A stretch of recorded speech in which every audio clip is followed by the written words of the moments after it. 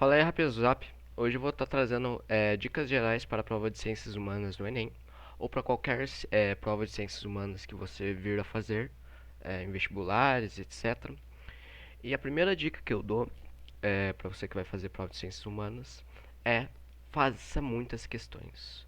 Faça muitas questões. Por quê? Claro, eu não estou dizendo. Peraí, questão eu botei que tem que estar no plural, né?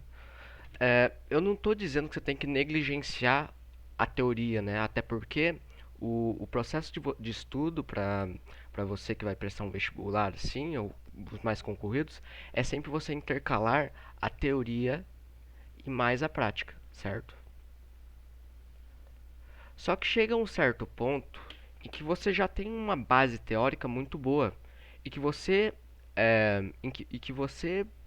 ficar revendo esses conteúdos, ficar revendo esses conhecimentos que você já possui, passa a ser, eu não vou dizer que é uma perca de tempo, mas se você fizesse questões sobre aquele tópico, seria uma revisão, vamos dizer assim, muito mais efetiva, muito mais prática, né?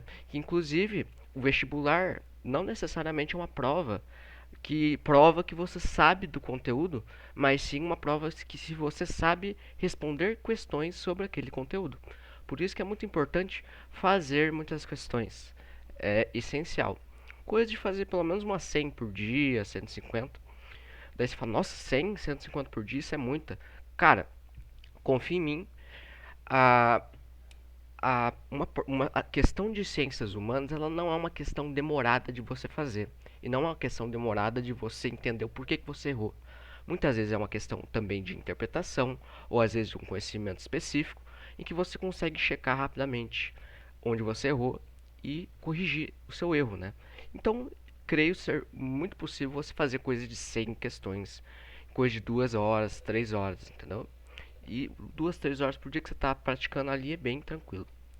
Segunda dica geral: comece, comece pelo enunciado, pelo comando, aliás. Por que começar pelo comando?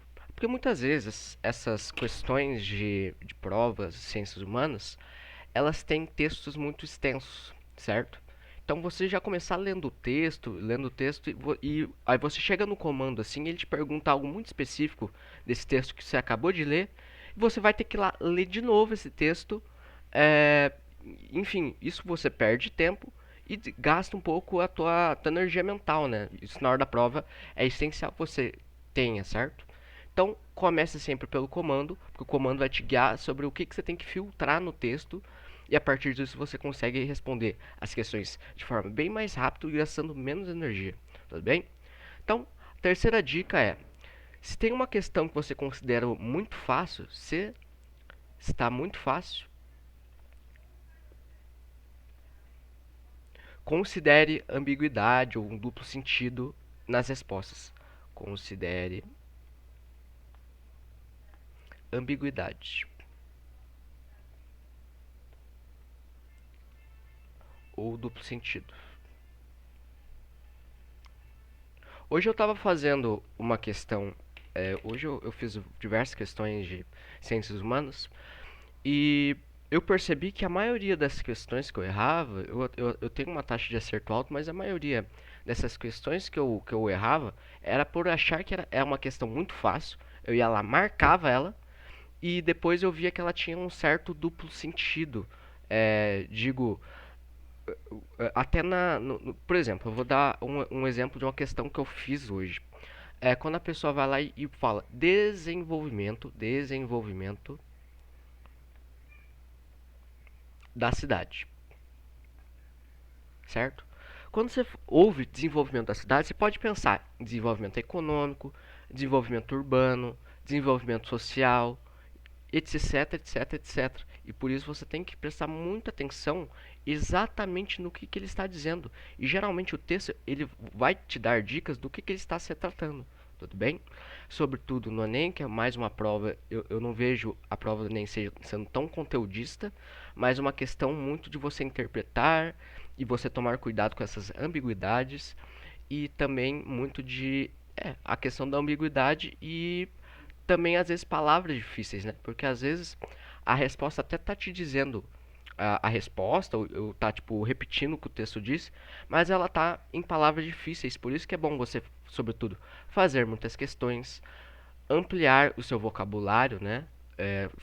Com isso vem fazendo muitas questões e notando certos padrões. Tem questões que você vai fazer, você não precisa nem ler, se ler o enunciado e ler as respostas, você já consegue marcar, porque você já sabe mais ou menos o que, que ele está te pedindo, tudo bem?